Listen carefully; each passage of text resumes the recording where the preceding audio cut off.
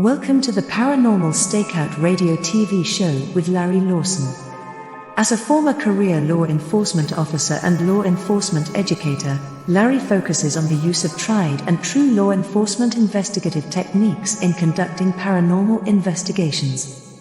Despite his experience and training, Larry also keeps an open mind to discussions on topics that deal with evidence that are not quite as physical in nature. Paranormal Stakeout guests are professionals in the field of the paranormal and parapsychology, conducting the investigations and research needed to further the cause of paranormal study. Larry advocates an agenda of standardization of structure and training in the field of paranormal investigation and research for the purpose of one day being able to produce the evidence needed to convince a jury of the existence of the paranormal. Whether it is ghosts, UFOs, unsolved mysteries, hauntings or cryptids, no topic is beyond the investigative reach of Larry Lawson and the Paranormal Stakeout radio TV show team. Now, here is the host of the Paranormal Stakeout radio TV show, Larry Lawson.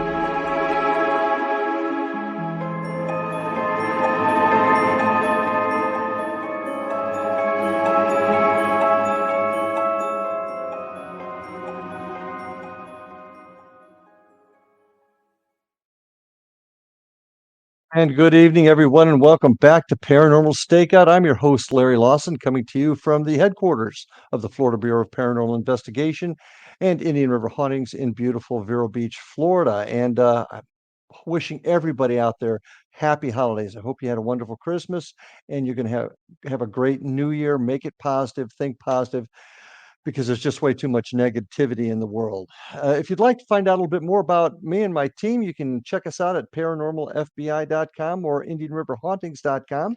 You can also check out our YouTube channel at Indian River Hauntings 2341. You can email me here at Paranormal Stakeout on the X Zone Radio and TV Broadcast Network by going to Ghost Guy at paranormalstakeout.org. And if you do that, send me some questions, your thoughts and comments. I would love to bring them up at the beginning of each show. So send me a note, say hi if nothing else, and we'll introduce you on the show. We have a lot of interesting guests in the show, and at times I just like to get back to the homegrown stuff, and that's what we're going to do tonight. Some of the folks that are in the field doing the legwork when it comes to paranormal research and investigation. Tonight I have Ron and Liz Reed. They they operate and head up Paranormal Society of Bradenton in Bradenton, Florida. That's on the other side of the state for me. Ron grew up in Indiana and has had many childhood experiences involving the paranormal.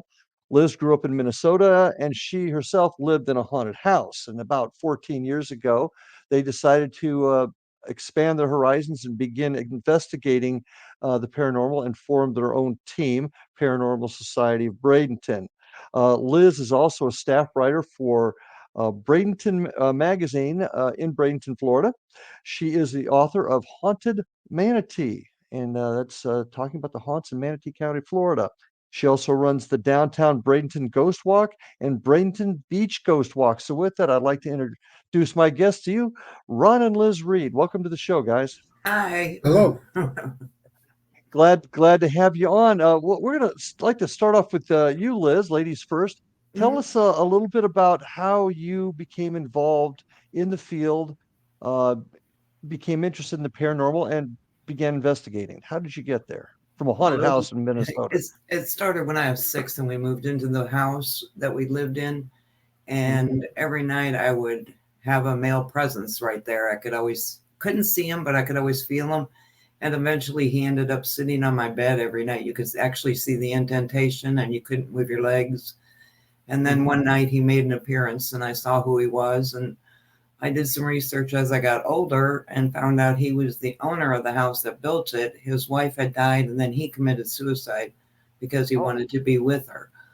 So as you know, I always had a fascination for cemeteries, and I always go there and read books and have my quiet time there. But the more I got, the more I just got, what happens to you after death? So the more I thought about it, the more I wanted to do some, investigating on my own, to do things, just find out what people were saying is true or not. I wanted my own opinion. So that's Did what's you do? Did you investigate it all prior to getting married to Ron, or did you guys? just a little bit on that house that we lived in. Mhm. That's pretty much Okay. it. Yeah. Okay. And Ron, tell us how you became interested in the field. It started when I was young. I would say, 6, 7. I had my first experience, but my one that I remember is walking from the back of my house to my mom and dad's business, which was down the alley a little ways, and I passed this house, and I knew it was empty, and I looked through the window, and my dog was with me too, and there was someone in the basement. And they were scrubbing. Back then, they had scrub boards, and a sink, and they were doing that. And I knew it was empty, but I ran around. I went to the basement door, opened it up, and there was nobody there. That was my Oh, first. And I had a lot of experiences like that. They were just short, one-time things.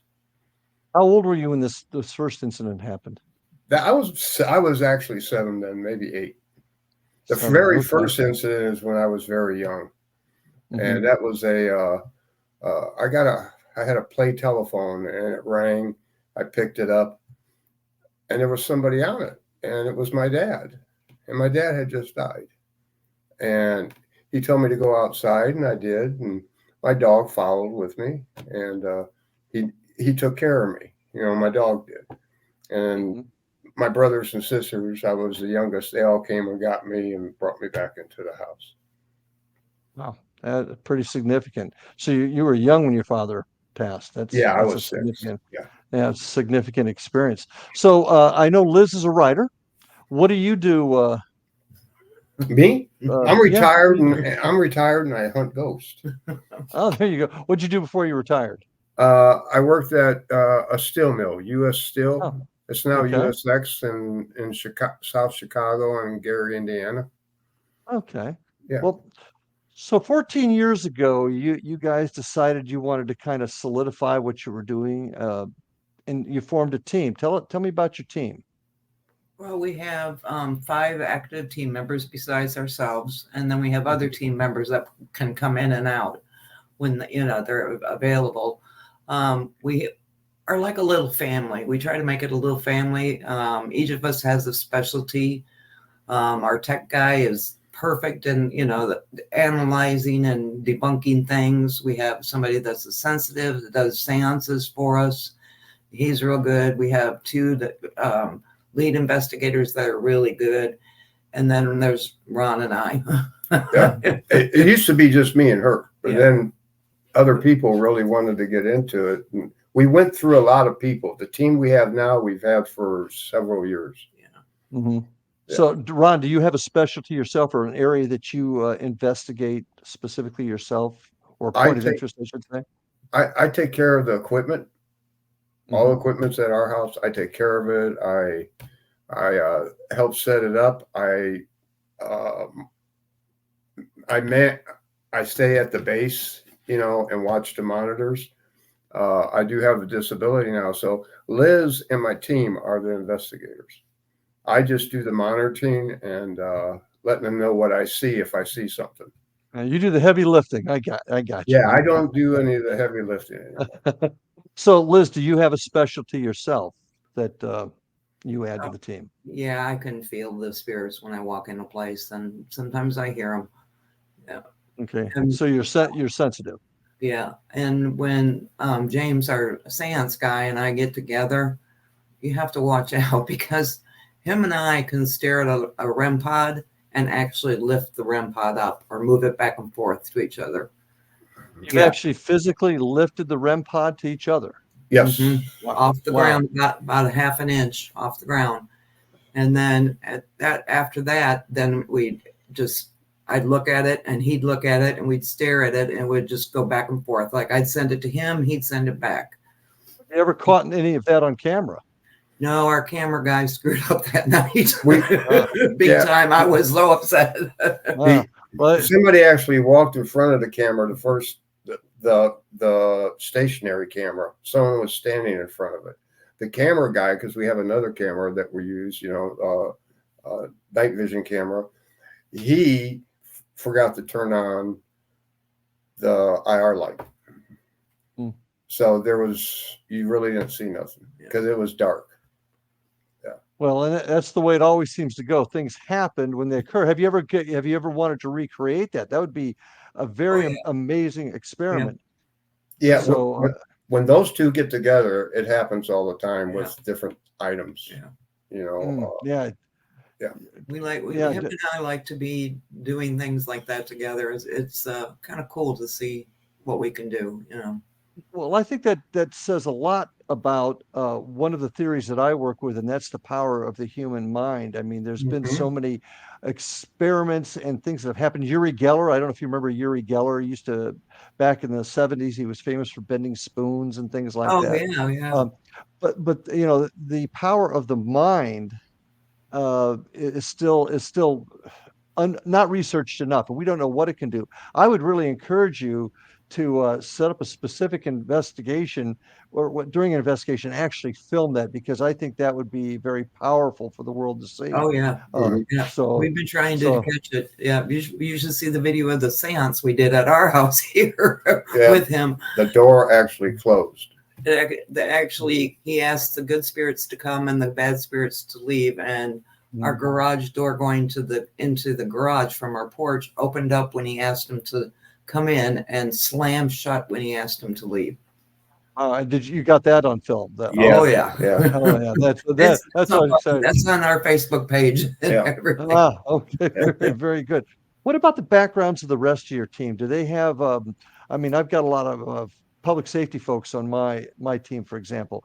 What kind of folks are on your team? What are their backgrounds? Well, our researcher, that she does no investigating. She just does research. She's retired from the FBI.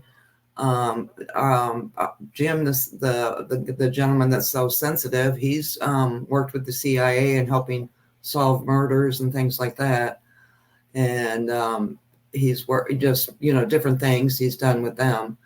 And then Pam and Jamie, you know, they just are normal, you know, everyday job type things. Yeah, investigators. Yeah. And Brandon, our tech guy, is a marine biologist.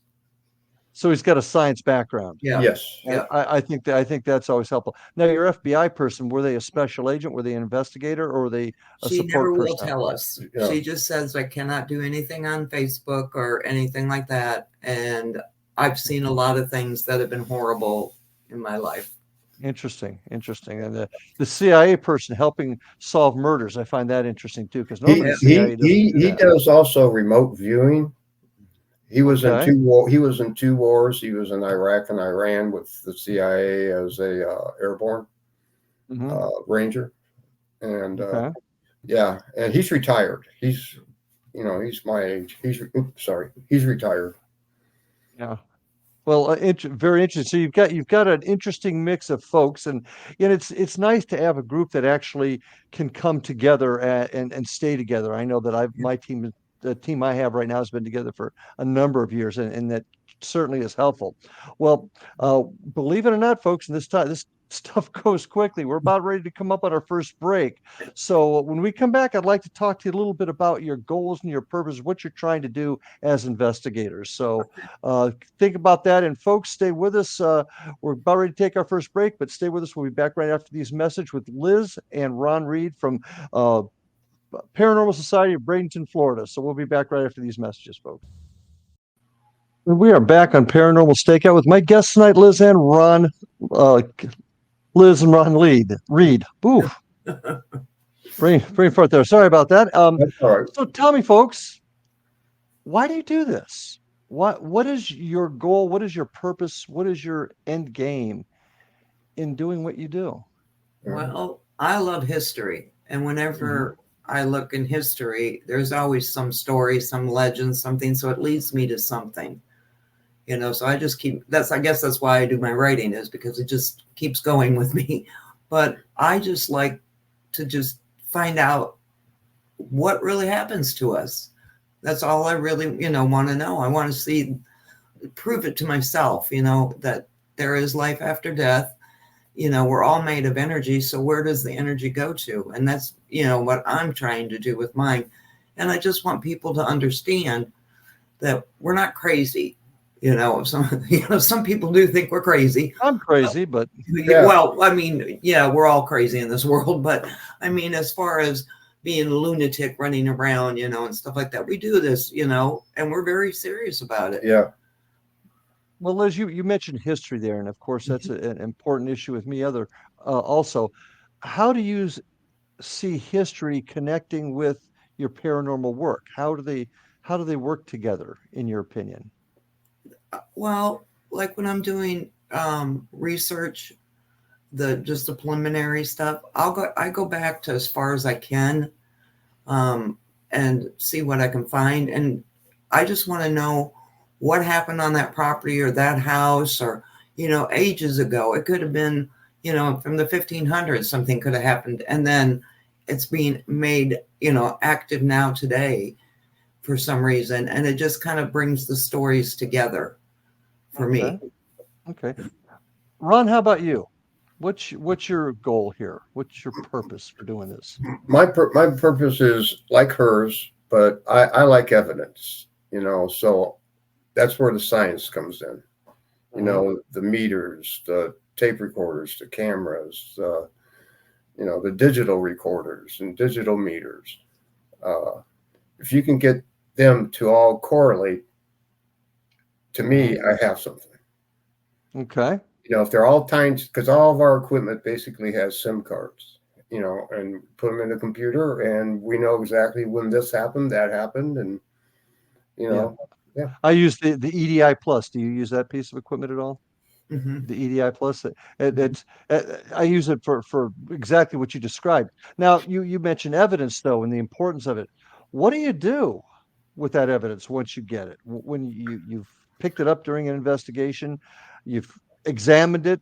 What do you do with it then? If it's a homeowner, we take it to them, a few weeks after we go through everything, and we explain to them what we found or what we didn't find. And there's some cases we don't find anything, and there's some cases we find high EMFs. And I did a case not too long ago where it was all high EMFs. It was a veteran. He had a nice little studio condo, and he was going crazy, and they were going to put him on pills. And what was he seeing? What was he experiencing? The bottom of his bed sheets looked like there was an animal underneath it. His clothes would sway back and forth in the closet. He could see all this from his bed. It's a little studio. And when he looked into the bathroom, he has clothes hanging, and he could see the clothes in the wall like a wave. And his TV went off and on. Yeah. And the TV, yeah. And the TV went off and on. So you investigated, you found a high amount of EMFs in there. What did you end up determining happened?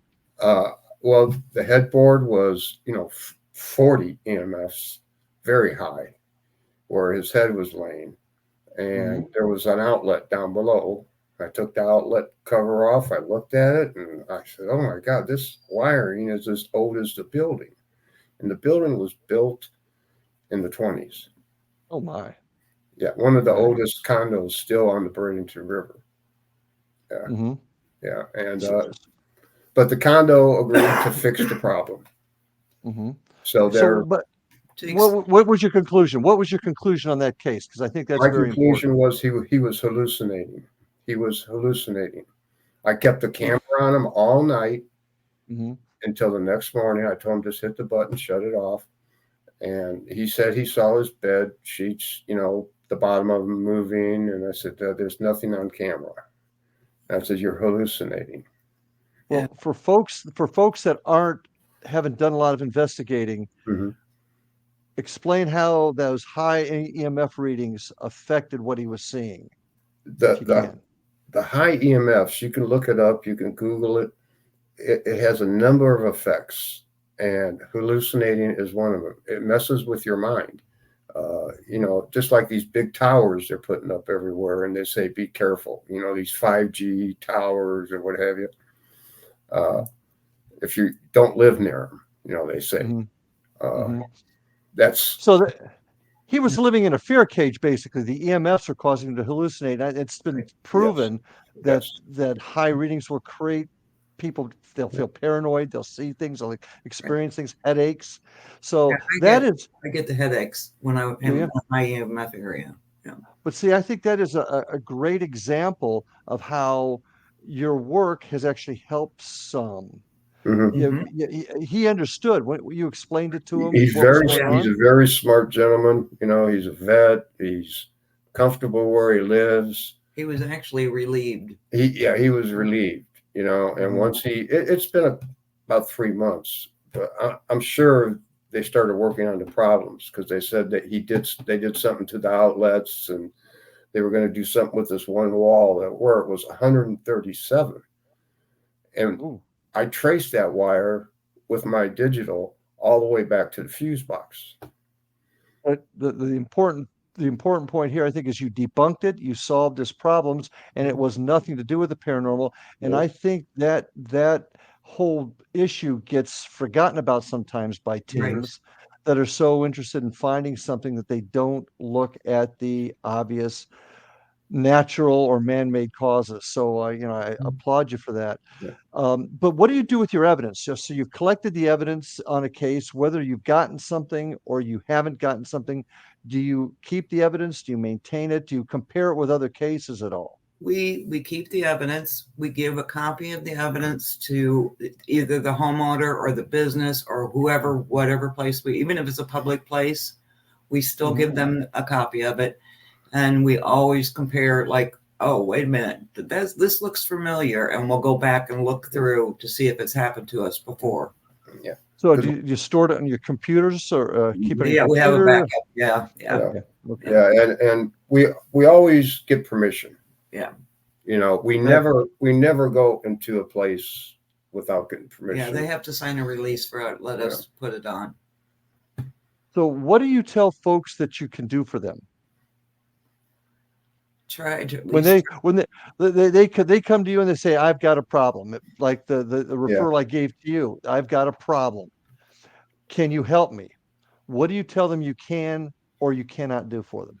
Well, usually I talk to them and find out what's going on, and we'll get with them and have them walk us through the house and see where the hot spots are. At the same time, we're carrying the EMF meter to see if there's any high readings, so we know where the high spots are. And so we do that. We talk to them, and then we'll say we can do an investigation to find out if there is something here and who it might be. We can offer to do a cleansing after or before if you don't want the investigation. But if it's something that's out of our realm of doing anything, we bring in a shaman, and he works with the house and the people and does whatever he can to get rid of it. Okay. Do you do the cleansings yourself? Yes. Yeah, we'll do. Yeah. Where did you get the training to do that? Because a lot of folks do it, but they've watched it on YouTube. Yeah. And that worries me a little bit. No. I was trained by somebody that's a Wiccan. Okay. So she's actually one of our team members. So her it runs in her family for generations. So she, her and I usually do it together when we do a cleansing. Background. Okay. Interesting. Liz, you were talking about the history in houses before and finding out what happened on the land. How often do you think that the manifestations, we'll just assume at this point you've not been able to debunk them. How often do you find that the issues are with the land and not the structure itself? Maybe half and half. Depending on where we're at. I mean, if it's out in the country, like we've done some out in the country, and that definitely was land, because there was an Indian burial ground and they built the house on top of it. And, so that was definitely, things like that. It's harder when you get into cities, unless you can really get some background research on what happened around there. Mm-hmm. But we try to do our best to, like I said, I have the woman that, worked for the FBI. She does a mile radius research for, as far back as she could go. Yeah. And so we have something to go with, and we try to keep it to ourselves, or I don't even tell Ron half the time what the report, and I don't even always read the report. I just wait till we get done and compare what her report is to what we found. Yeah. And to see if anything matches up. Do you ever, Ron, I'll ask you this question. Do you guys ever share with your teammates what activities going on in the house, or do you share with them anything about the history of the house, like who owned it, when it was built, things like that? Do you share that? Brandon and Jamie, yes, but Jim and Pam, no, because Jim's the real sensitive. We don't tell him anything. And he doesn't come on all of our investigations. Okay. Why don't you tell him? Because I want to see. I want to compare. And he doesn't want to know. He doesn't want to know. He wants to be able to walk into a place and, like we say, cold turkey, and not know a thing about the place and see what he picks up to see if it matches up with the history of the place. It kind of goes with like using the equipment, like we have a tape recorder, we have the video camera, and we have 2K2s all on one bar. So if we catch something on the video camera, we might catch it on the tape recorder, so it gives you backup. And that's what he likes to do, is just to be able to back up what the history says by what he picks up on his own without knowing anything. Now, when he goes through, does he stop and say, "Oh, I see somebody in that corner. Oh, I feel somebody up there on the stairwell," or does he keep it to himself and just maybe tell you? He goes through. We let him go through by himself first. Yeah, he goes off by himself, and he does a walkthrough. Then he comes back and gets me and says, "Liz, come with me," and I go with him. And he says, "Do you pick anything up? You feel anything?" Okay. And that's We're about to take our next break. The hour's going quick, so folks, stay with us. We got more to talk about on Paranormal Stakeout with my guests tonight, Ron and Liz Reed. So stay with us. We'll be back after these messages. Welcome back, and my guests, Ron and Liz Reed. Interesting conversation. I do want to go back to our last conversation just for a quick second here. Mediums, the medium, the sensitive that you use. How do you think he does it? How do you have a theory or a thought on how they're able to do it? Jim, I think, has been trained through everything that he's been through. That's what he did. He was the remote viewer. Yes. Okay. Well, he's a very quiet guy. Again, like the lady who does our research, he's not on Facebook. He's not anything else. He's not supposed to be. He found us on our page and just said, "I was brought to you."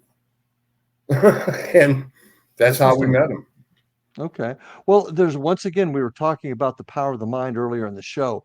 The remote viewing angle is incredibly interesting to me, because it's not like that's just somebody came up with that idea. There's actually studies that have been done. Heck, our government has done it for generations, or decades rather. So interesting nonetheless. I had a problem with mediums early on. There's a gentleman particularly that I work with a lot that has kind of really changed my view on mediums, and it has also intrigued me and made me more interested in what the power of the brain can do.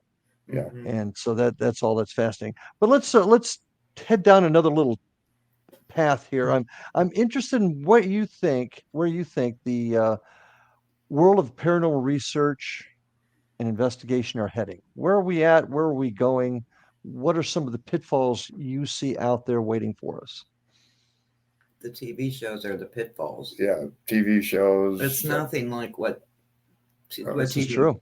Like 13 years ago, or 14 almost now, when Liz and I started, there wasn't too many people that were into this.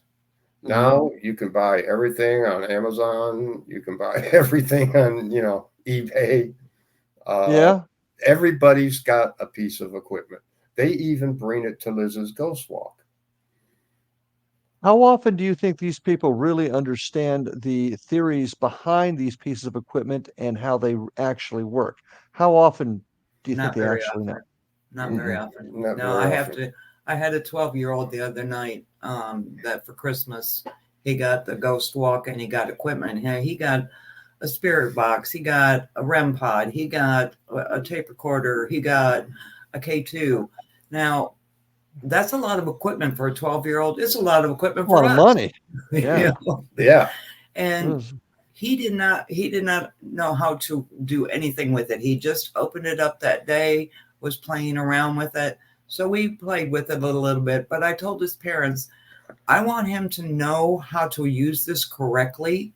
So would you mind if some of our team members and I come over, take him to, they live out close to a cemetery, and just take him in there during the day with you and show him how the equipment works so that he understands it and can operate it correctly, you know, and not get excited, you know, about something that may be there and may not be there, you know. Or I just want them to understand how it actually does work, you know. Ron, go ahead. Go ahead, Ron. You know, another thing, you know, several times a year we give lectures at the local libraries, and we get like 35 people every night we're there. Mhm. You know, and they want to know how to use the equipment. They want to know more about it. So there's a whole lot of people getting into this. Well, then what do we do to solve this issue? Now, I have a particular theory. There's some of us, and all sides of it are fine, but there are some people that just want to do it for the thrill of the moment, and there are other folks that want to do it for the value of the research of it, to try to find the answers. Yeah. So how do we get folks to understand, first of all, what side of the fence they're on and how seriously they need to take the equipment? The training, that's the basic word. How do we get folks trained? Well, we take them, we train people.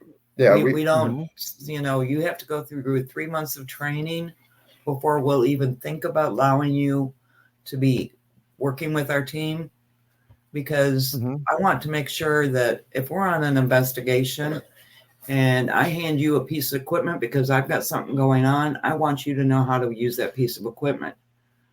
If you're trained, you don't know how to do that, you know, and I want them to understand that you don't whisper when you're doing investigations, you know, things like that. My main thing is please don't ever take a tape recorder to the bathroom and leave it recording. We had that happen twice. Yes. You know, so, you know, so I just want them to really think about what they're doing and learn the equipment before we can say, okay, you're going to work with our team.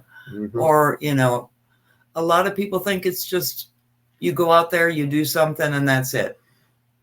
Right. Yeah. Well, how did you train them on the philosophies and the theories behind the equipment? For example, the spirit box, why that's supposed to work, and what? Okay.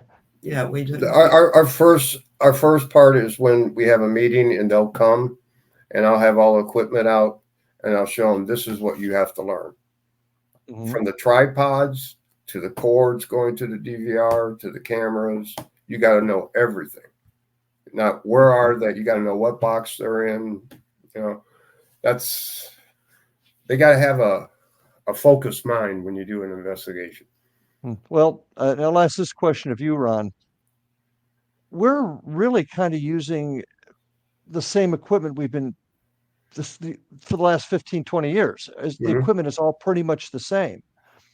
What's it going to take to get to the next level? Now, I firmly believe that there can be a next level. I mean, people back in the 18th century never thought we'd go to the moon because we didn't have the knowledge and the technology then. Well, now we do. Right. So I think there's the possibility exists to evolve, but how are we going to do that? And what's it going to take to get to the next level? We're using the same equipment that we used 15 years ago. I know, it's just different styles. There's so many different styles. Types of REM pods.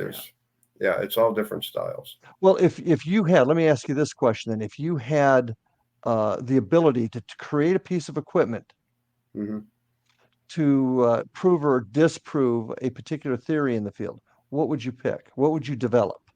Something with a voice box or digital recorder to pick them up better. Yeah, because nobody really knows how those voices get there. Right. Yeah. Okay. Yeah. And you can always catch something on camera and, you know, people will say, oh, that's photoshopped, you know. Yeah. So Well, that is a problem today, isn't it? Because it people is. have gotten so good with that, and it's getting harder and harder. Now we've got AI becoming a part of everything. Hmm. How long is it going to be before nothing is being able to be proved or disproved? I know. And I think that is a huge concern, Yeah. which leads me down the next road. There's a lot of folks out there, and I personally have a bugaboo with folks that say they can do something and they can't, Hmm. or maybe they think they can do something that they really aren't able to. Maybe their heart's in the right place, but they really aren't trained, or they're just charlatans. Hmm. Have you folks experienced individuals in the field that have gone out and have tried to pull the wool over people's eyes? Oh yeah. Yeah, Yeah. yeah, Quite yeah. a bit. Yeah. We even had him in our group. We've been through so many members, the 13 years until just a couple years ago, and we really liked this group. They were out of this world.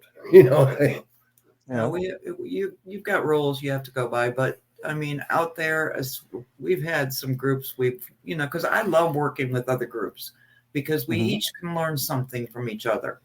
There's always a Well said. technique that you do that we don't, and the same thing, Mhm. that we do and you don't. So we can always learn something. But there are a couple groups out there that we've had issues with. One actually in particular actually told us the name of the group and everything, and it turned out they stole the name, and it caused us issues. But we had nothing to. We didn't know it. But then there's the ones that say, "Oh yeah, I'm sensitive. I can come in. I can do anything." I found that if you have to walk up to me, immediately come out of your mouth and say, I'm sensitive. I want to work with your group. I kind of back off because I find that most people that truly are sensitive do not walk up to you right off the bat and say that. They kind of keep it back. I don't tell anybody. When Mhm. I go to a place, I do not tell them anything. I don't say anything. I don't let anybody know who's sensitive in the group, who's what. And I find that people, I don't know, some want to be on TV for this, so they call us, for different investigations. And some, just get a little crazy when they do their investigating, and then, Mhm. like I said before, it's not like TV at all. I've sat many a nights for hours, nothing going on. Well, and that's an analogy I use. Paranormal investigations are like a police stakeout, and that's something I can actually discuss intelligently. And most of the time, they're Drinking the boring, coffee. boring, boring. Yeah, Yeah, boring, boring, boring. yeah. Um, do you guys charge for your investigations? No, No. no. Not even a What are business. your what are your philosophies on that? Why don't you charge? Because that seems to be a new thing that's starting to crop up among some groups. Yes, I see that some people are charging. I always felt that if you were a true paranormal group, you didn't charge because you were out there trying to help the people. It Mhm. wasn't a job. It's something to help, somebody. Is And it? I don't, I wouldn't charge somebody for that. So that's our philosophy is we are there to help them, not to make money, No. And we're there for the science. just Especially Brandon. Brandon is really big on science. Mhm. Yeah, so and I yeah. don't believe in charging for something like that. Now they can donate if they want, Mhm. but no, we don't charge at all. No. You encourage donations. We just tell them that if you want and you can afford to, you can donate. We don't force you to. You don't. Mhm. Most people Yeah. are at least a little bit generous, because they know we have to buy the equipment and batteries, Mhm. of course, batteries. We go through a lot of batteries. Oh, I'll tell you, and it's getting more expensive all the time for that. I'm of the belief that any investigative team worth their salt, for the reasons you've described, would never charge for an investigation. Mhm. Yeah.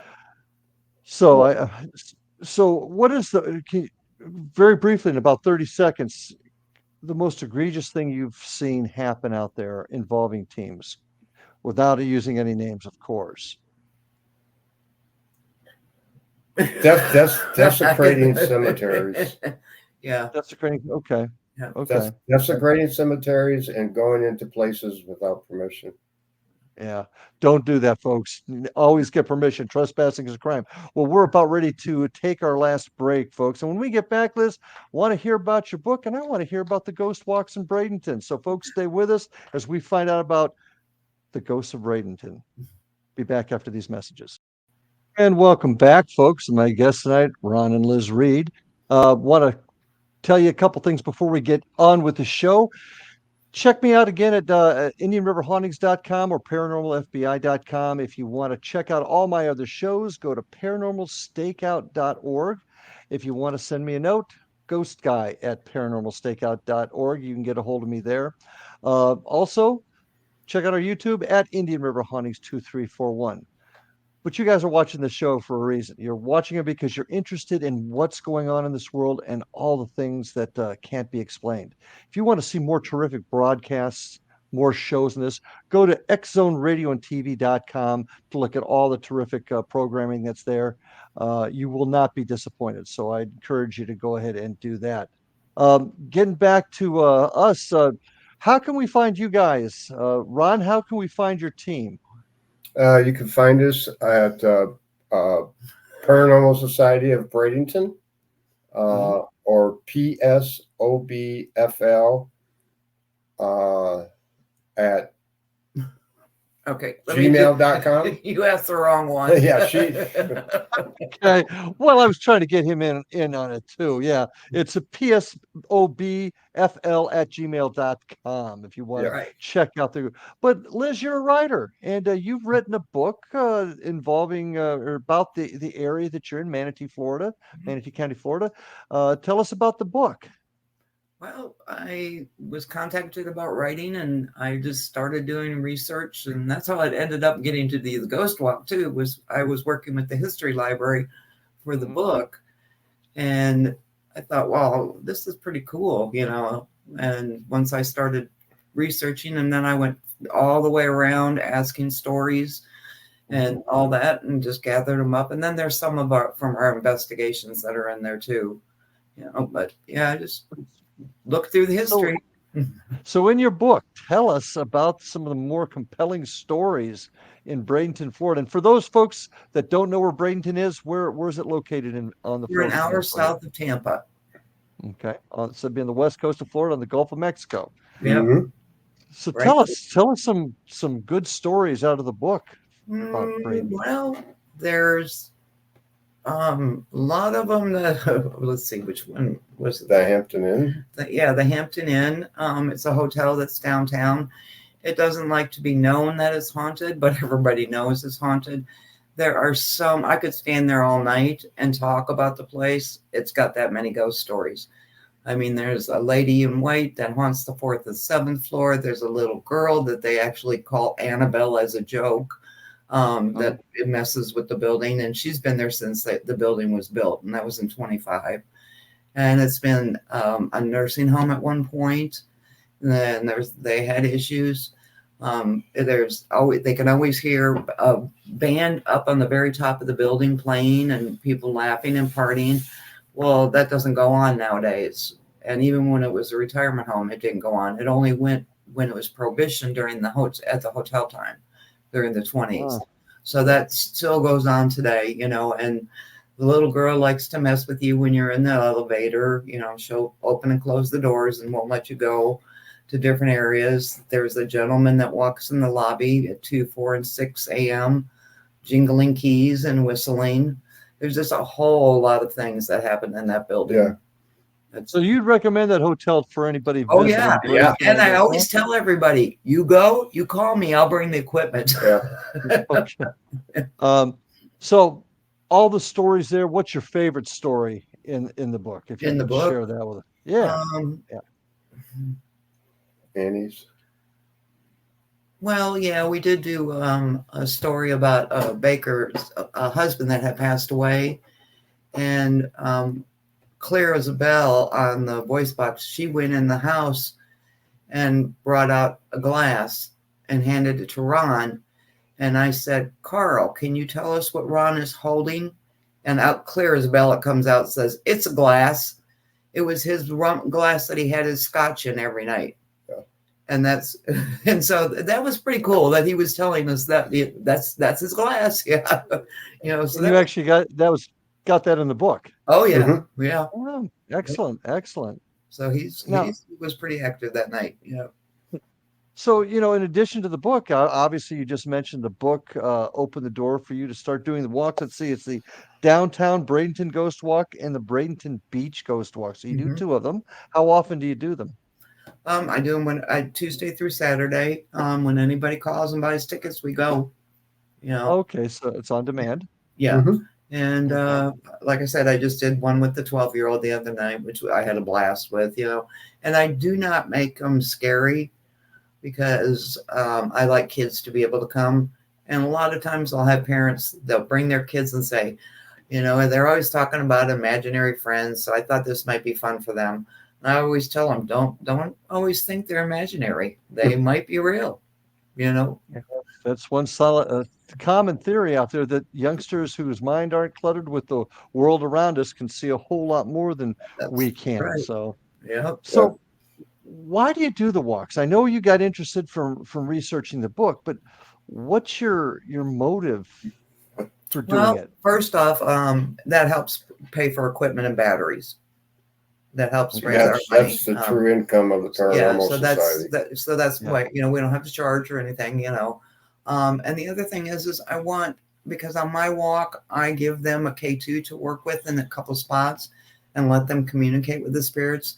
I want them to get a taste of what it's really like, of what we do, so that they understand more of how it's done, done on the investigation and things like that. And then I like just to tell them about, the area. There's a lot of people that come that have, live in Bradenton that don't know a lot of the underground history of Bradenton. So I find it funny when I'm telling them something and they're like, what? I've lived here all my life. I didn't know that. Yeah, there's some satisfaction to that. I can understand that. How often do folks experience things on your tours? Usually every night. Downtown Every night. The beach one, I'd love to take you on that as being a retired officer, because I have one that is a spirit that is, she actually was supposedly committed suicide, but there's so much that's come out that her mother paid for private investigations. Like, she has the imprint of a wicker chair on her butt, but how could she hang herself from the shower head and sit on that chair after she's dead to get that imprint? There's different things and it's really amazing, because when we get to her spot, I'll say, Sheena, we're here tonight. I send everything to your mom, and she always tells me to tell you that she loves you. And sometimes she will take the K2 meter and make it go off like a heartbeat. Instead of just lighting up, it will go off like a heartbeat. And it's really kind of neat. But I mean, I told her mom, I said, there is in history that a ghost did solve their own murder. So if this helps, Yeah, her mom. I'll gladly give it to you, Her mom lives in Tampa, so she doesn't come down here too much. She's afraid to go over the bridge. Oh, so this is a fairly recent murder. This is not an old historical one at all. 2001. Yeah. Yeah. That's what happened. Yeah. So how you do them every day? Do you do them all year? And how often? How often? How many people do you take out a week? I guess is a great, since you don't have schedules. How many do you take out a week? And have you found, the other part of that question is, have you found that it's waxed or waned depending on time of year or interest? School, September and August, September, forget it. It's quiet because everybody's getting ready for school and stuff like that. So it's quiet. And it's quiet at the end of the season for about a month. And then that picks back up because then the tourists for the summer come in.